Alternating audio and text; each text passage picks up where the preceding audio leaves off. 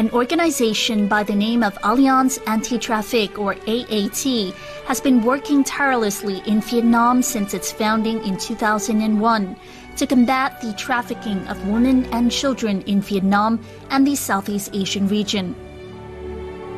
Yet the contributions to social work in Vietnam of its founder and CEO, Georges Blanchard, dates back to 1992.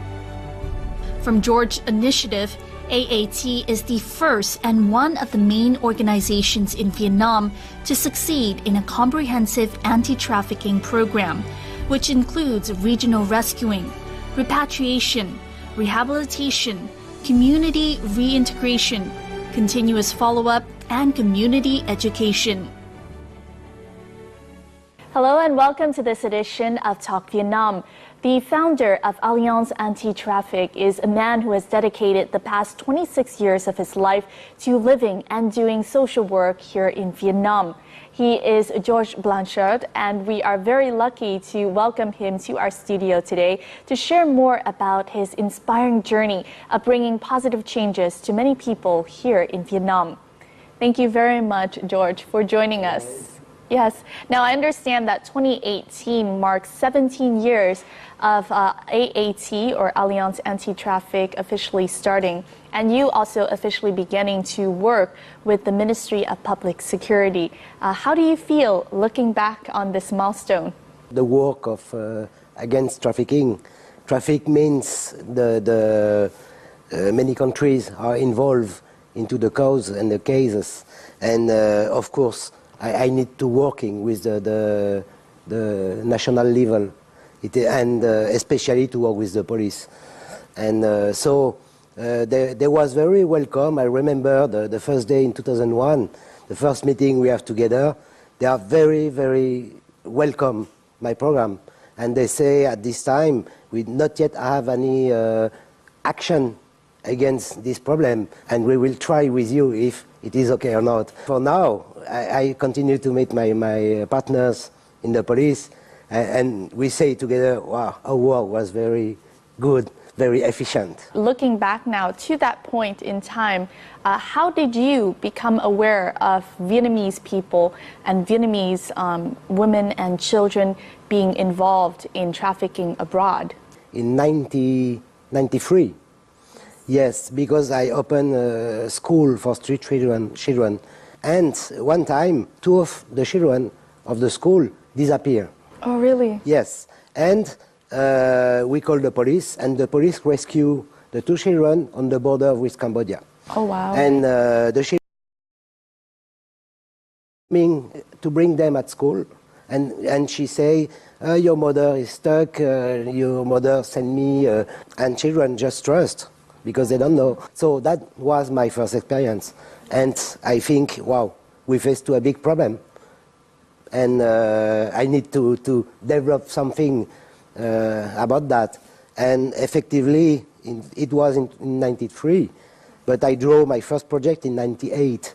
I lost 5 years to learn what is the activity. I go to Thailand to learn, because Thailand have a longer experience. When was the first time you saw Vietnamese people abroad, in brothels, in places? Yes, it was in Cambodia.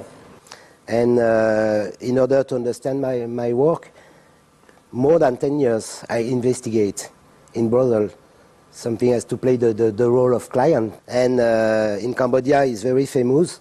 The place in Vietnam we call the Khe Som Mot is the Svai Pak area. And Svai Pak was a village only with prostitution of children, Vietnamese children. Yes, I'm speaking about thousands of children. The 2 younger girls I meet, they have 6 years old. Yes, and they was prostituted in the place. This is not acceptable. And I say, yes, we will work against this problem. I have partner in Cambodia, and after years, we broke the place. In Cambodia, we opened 1 center for Vietnamese children before to repatriate them. And we rescue them in the place in Cambodia. They go in the center. After that, we make the documents for the repatriation. We work with IOM, of course, and with the Embassy of Vietnam to prepare their return. If I may go back to your experience of visiting this brothel, how was your feeling, when you found out there were so many Vietnamese children there and seeing the sight? How was it for you? What were the thoughts going through your head? Yes, it's the feeling I still have today when I'm thinking about is I can say 5 or 6 years. I don't want to do any investigation again. I cannot survive to the horror of the situation. So when I go to some brothel, the mama san, they call the pimp, yes, the mama san. She say, do you like girls? Do you like boys? Maybe you like very young children. We have very young children. Or you want baby? We have baby. It is impossible to imagine that exists. But they sell that as services. But how you imagine people can buy that? The problem is not the offer, the problem is the clients for me. And many times I feeling I will be die. I remember in one investigation with my colleague in Thailand, Alliance Anti-Traffic Thailand. We go together. We go to a very big area of prostitution in the border between Thailand and Malaysia. And in this border, we investigate also with the police of the Malaysia. We find 5,000 Chinese girls, 3,000 Vietnamese girls, and this is one village only for prostitution. Many times we're coming for investigation, and I feel very afraid if people understand my objective to coming to the place. I'm very afraid people force me or to simply kill. Over the years, Alliance Anti-Traffic has collaborated with the Vietnamese Ministry of Public Security, embassies in 17 nations, and police forces in various Southeast Asian countries. The combined network has rescued and carried out the first official repatriations of Vietnamese cases from Malaysia, Thailand, Singapore, and Laos. As of the end of 2017, the organization had supported over 5,500 women, children, and men victims of trafficking in their reintegration post-rescue. Over 26 years, AAT has provided support to over 60,000 women and minors involved in prostitution, training some 1,300 civil servants and social workers in sex education and prevention of trafficking. The organization takes care of the victims. From that first rescue, how were the victims, when you first brought them back? What were some of the impacts that you noticed right away that some of these years of prostitution had on really young children? Yes. I also need to say one thing. The young children was 15 years ago a lot. But for now, it's decreasing a lot. Now, it's many young girls, 18. All of them have the traumatized. They out. The first thing they want is to back home. They don't want to stay into a shelter or something like that. For me, I look Vietnamese, very strong people. This is something as incredible.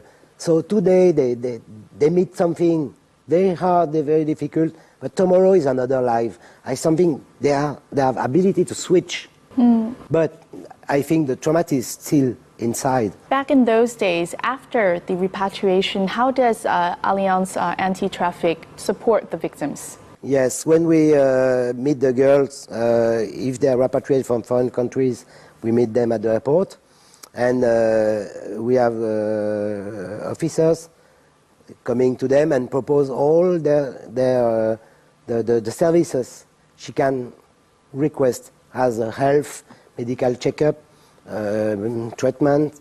If she want to learn a job, for that we have in Ho Chi Minh City, we have more than 200 different jobs they can learn. Because yes, we use the official training center. Other service is about law, if they want to complain, if they need us to make the complaint for the police, to bring the complaint to the police about their traffickers, if they know. Also, one service is very important is to help them to open micro business. Yes, and we give some credits to help her, but we train her on business, as to know to manage the money and to make the business. We follow the girls many years. That is very important for us to understand, because if we just check 6 months or 1 year, it is very easy to say 80% of the girls appear stabilized. But after 3 years, 4 years, 5 years, 10 years, you discover that now the girls are not stabilized. The reintegration is not very efficient. Most of the girls, they back 50%. And I really thinking that because the negative psychological impact, they make them unstable. Do you have any stories of any women or girls that your group has been able to help and see change and stabilize their life? Maybe I can remember one story is Bin. She was rescued from maybe Thailand or Malaysia, I don't remember exactly. She was the first one girl into our shelter. Really?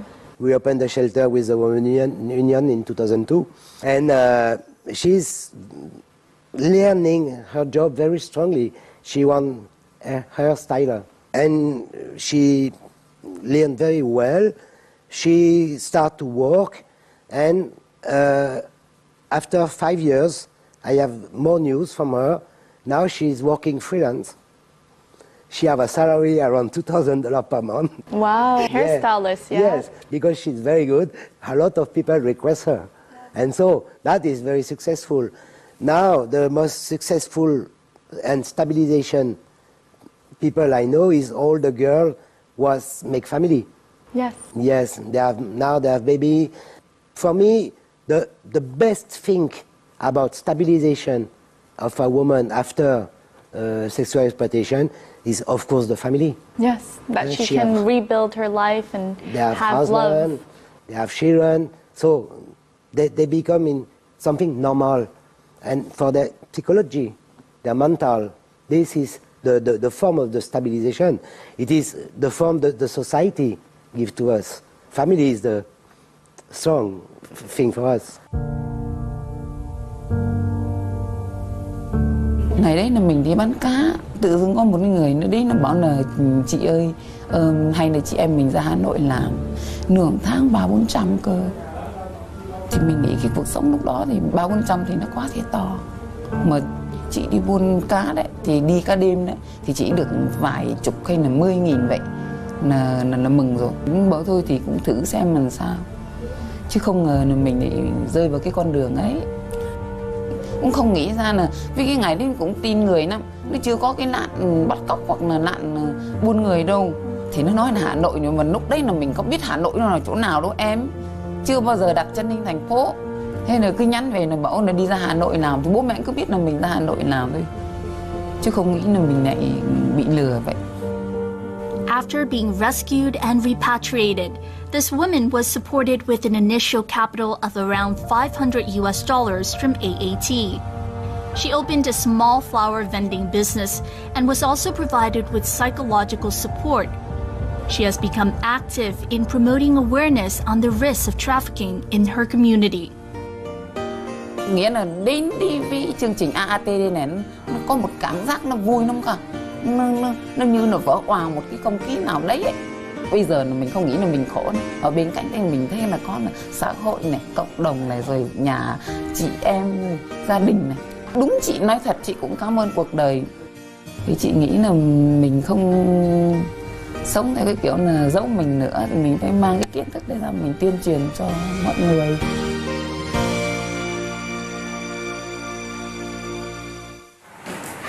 Alongside supporting the victims, AAT has also provided employment opportunities within the organization for women of difficult circumstances. This is a meeting of AAT's peer educators, a group that goes by the name of Sunflower. The women in the group serve as the organization's support and link to women who are sex workers in Ho Chi Minh City.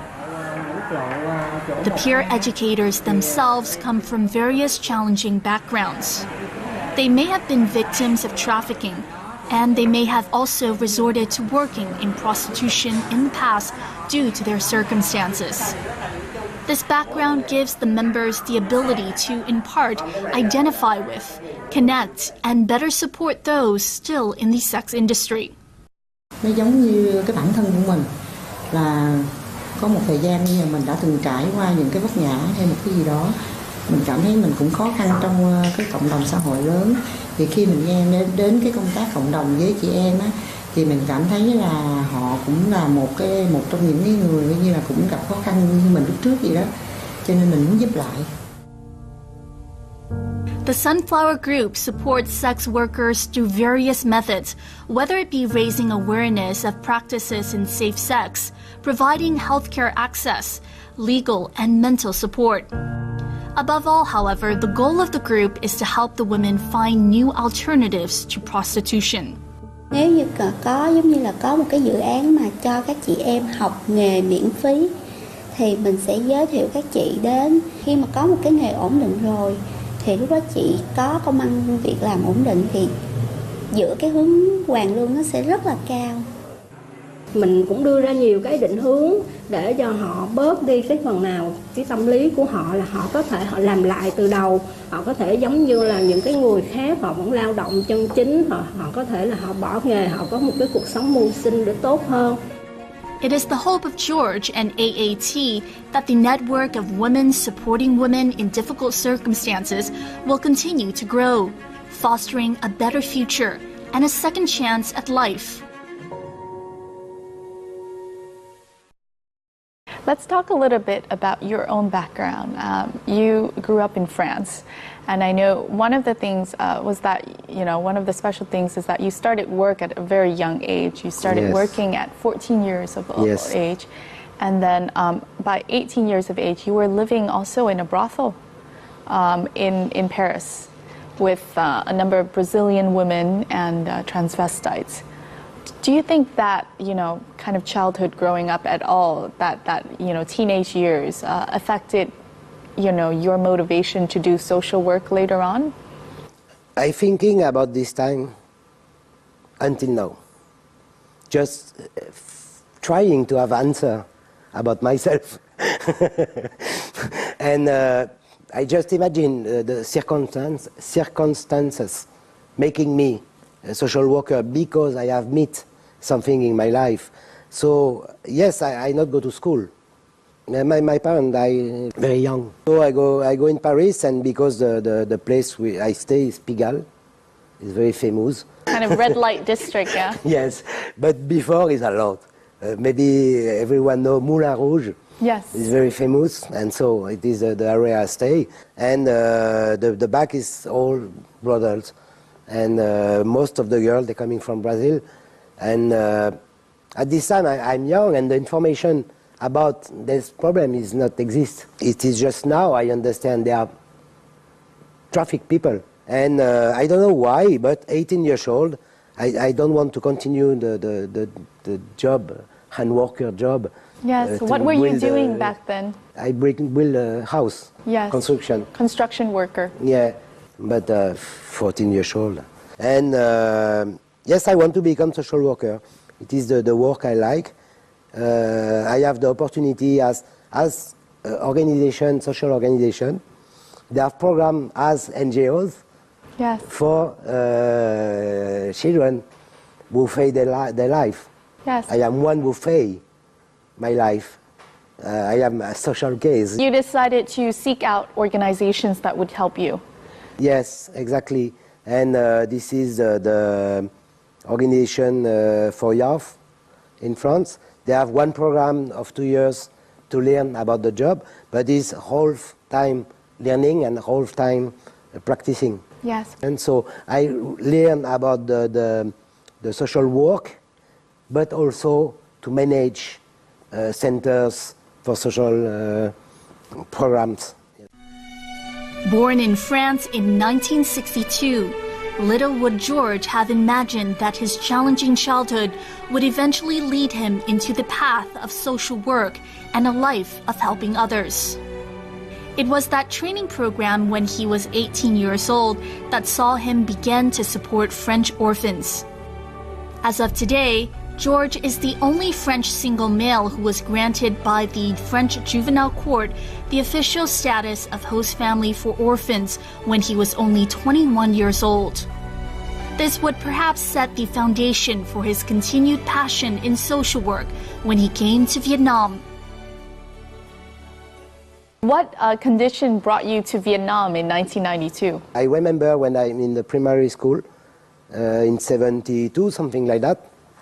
I meet the first Vietnamese refugee, and I discover for the first time people different than me, different than children in my school, because we cross Germany, and Germany, all children are yellow hair, blue eyes. I remember this time I just thinking, when I go to plane, I will go to Vietnam. Yeah. But it is just a children think. Yes. But I do it when I have 13 years old. First time I take a plane, Yes. I directly go to Vietnam. Yes. What happened next? When you were here in Vietnam, what, I believe you were working, you began to work in social work here in Vietnam too. What did you do? First time, I'm very enjoyed to be here. But my objective is not tourism. I like people. And I learned Vietnamese 1 month. 1 month I can speak. Oh, wow. Yes, You took because I want 1 month to speak Vietnamese. I have the motivation. Yes. I want it. No, at this time, I see many people, many children in the street. After that, I discovered that only 40% of the children going to school. And I see, education is the base for everyone, for any future. Without any education, forget the future. Yes. And I take all the money I have. I bring how much, I don't remember, children to school. And after 1 month, I go in France only for 1 month. I find one organization, I'm back with a statute and with a group. And the organization is Children of the World and Human Rights. And we have helped children going to school. Something as more than 600,000 children. Wow. Yes, during 10 years. One of the reasons that made you, continue your stay here was that you met your wife. When I coming in Vietnam first time, one family I stay, and it is the family I stay, I call them as my adoptive parents, and my wife working at this place, she's coming in Ho Chi Minh City to work, to make some money, to send the money to the family. But my wife is just a friend, you understand? But the best funny time is when I asking her after 2 years if she want to be my wife, she said never. because into my village, no one have foreign husband. I will not the first. Yes. After 2 years, I become good in Vietnamese. And so I write a letter for her father. Oh, you wrote a letter to your father. Yes. And she bring the letter for her father. The father say okay, and so she accept. George and his wife Phan Thị Ý have lived in this Ho Chi Minh City home for more than 20 years. Gia đình là được 4 người, là vợ chồng và 2 đứa con.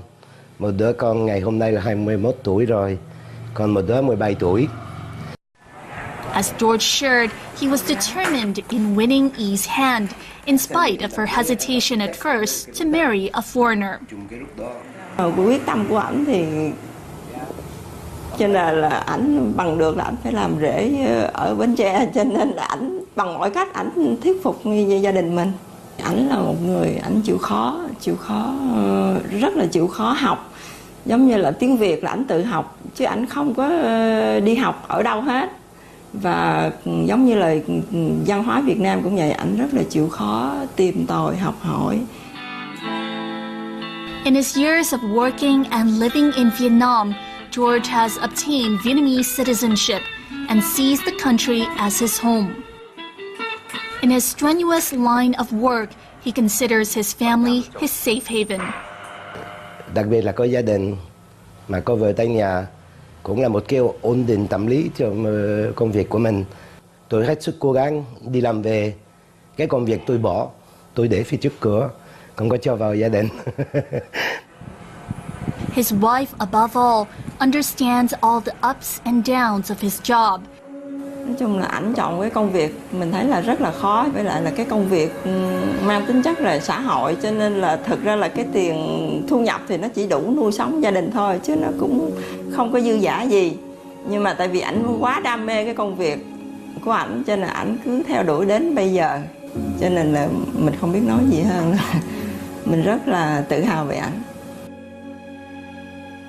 You have a different side to AAT as well, and that is the educational programs that you do, where you work with a lot of children and a lot of women, not only in this region but across Vietnam, in helping them to learn more about sexual education as well as the prevention of human trafficking. Can you share with us some of the educational programs of AAT? When we care on victims, it's too late. They are victims already. And only care on victims is never acting against. And in 2007, I just feeling, okay, if we don't educate people, we will have all-time victims. And I start in 2007 a program in school to educate children about sexual abuse, risk of sexual exploitation, and human trafficking. The program grew up. We have educated more than 100,000 children. The program is open in many provinces. We just trust now the best prevention is self-prevention. Yes. Self-protection. And it is impossible to evaluate the impact on prevention. But from 2007, we have applied the program in many schools in Ho Chi Minh City. And what the headmasters share with us, they say since we have the program, they no more record teen pregnancy. Before, they have around 15 children per year. And since the program is applied, they not record pregnancy again. Wow. So maybe it's us or maybe because they share, I don't know. But anyway, this is one record. Yes. Can be considered as success.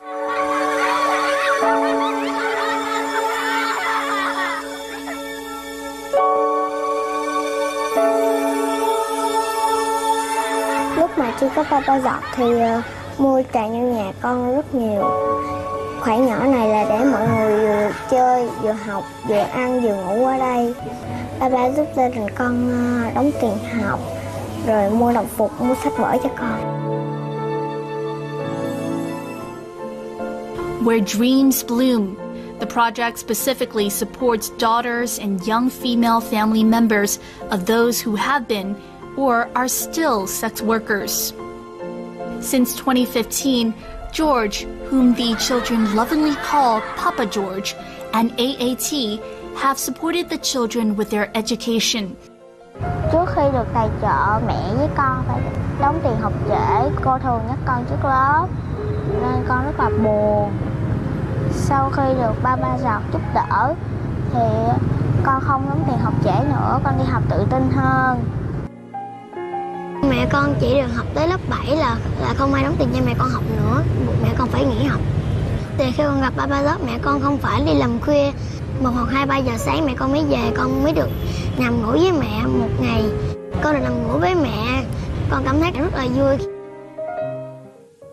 The children have chosen flowers as their identity and shared their dreams within this AAT publication.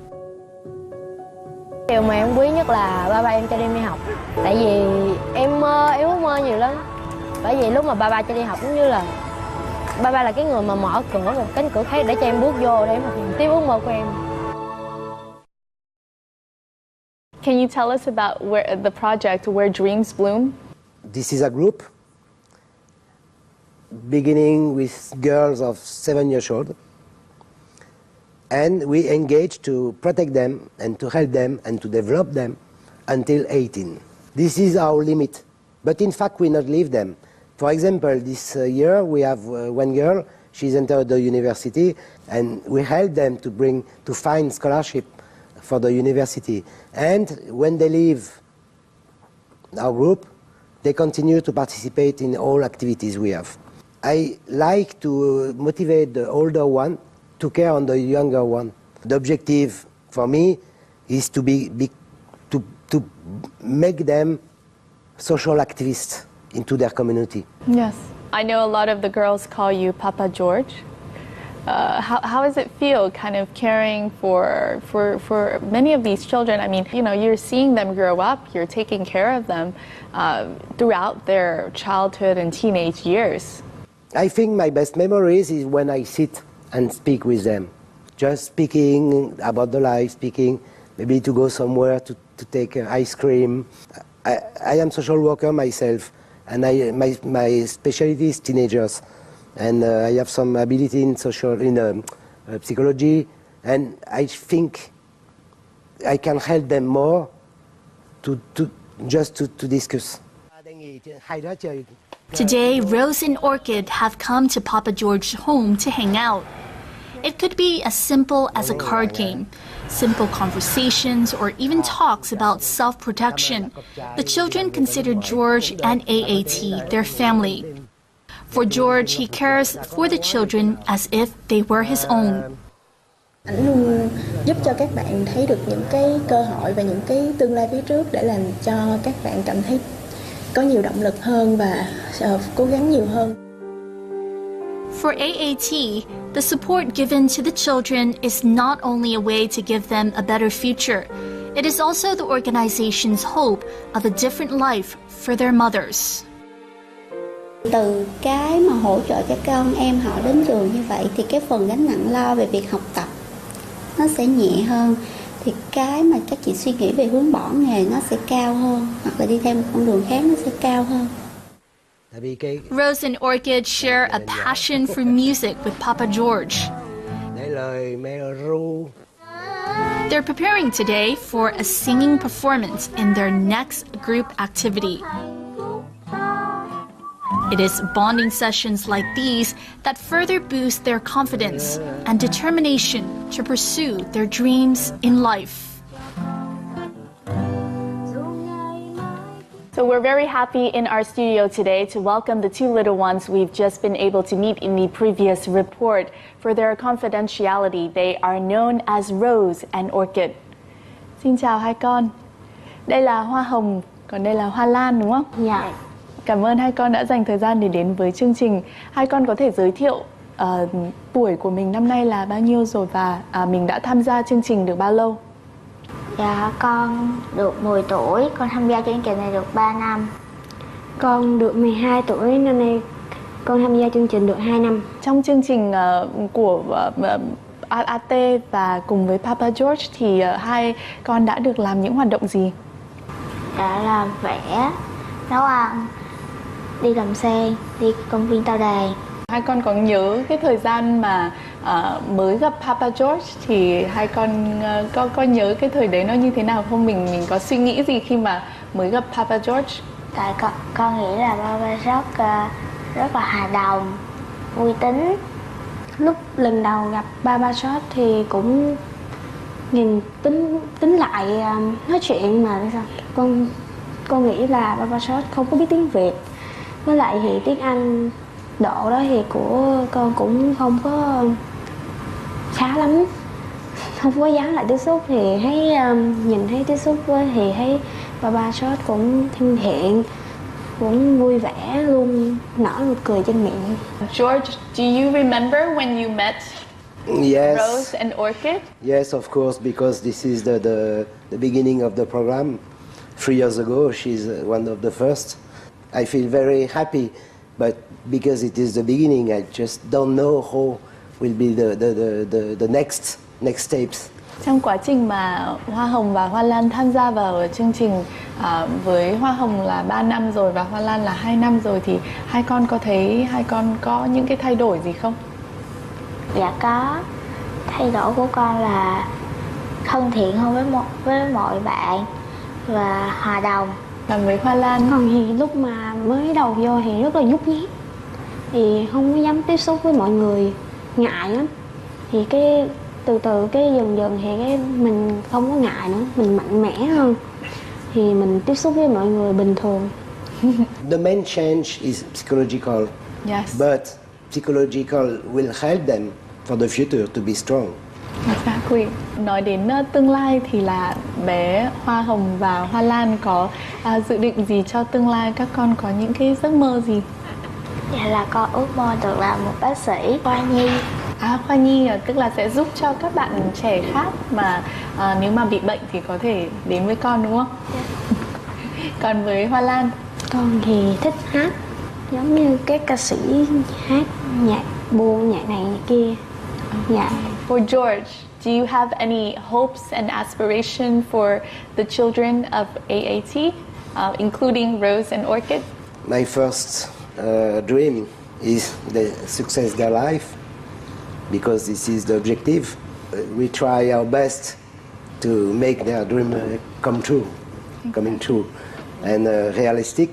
It is why after 18 years old they leave the program, but we continue to contact them, to follow them, to help them until they enter in life. Yes, exactly. Cảm ơn hai bé Hoa Hồng và bé Hoa Lan rất nhiều. And thank you, George, for coming here and sharing your story. Throughout the years with AAT, working in different social fields in order to bring a change, a positive change to the lives of many people here in Vietnam. Thank you. Thank you. Cảm ơn hai bé. I know that one of the things that you have been working on, as we saw in the previous clip, is you've been practicing a song together. Hoa Hồng và Hoa Lan trong thời gian qua là đang tập một bài hát với cả Papa George, đúng không? Yeah. We're very lucky today because Papa George, along with the children, have brought this performance to Talk Vietnam in order to share with us all of their practice in the previous time. So please, George và bé Hoa Hồng và Hoa Lan, mọi người có thể chia sẻ biểu diễn này với chương trình Talk Vietnam được không? Yeah.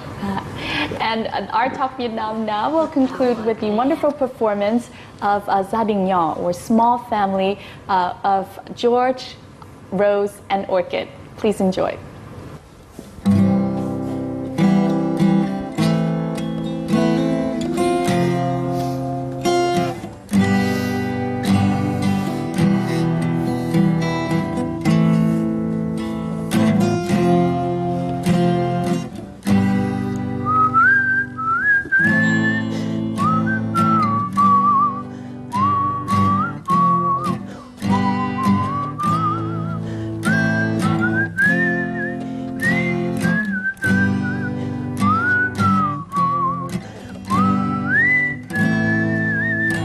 Một nụ cười bên cha vui cả ngày, một vài tiếng khóc mẹ lo hàng đêm, thầm cầu mong cho con sẽ an lành, trên tháng sinh hành một đời yêu thương.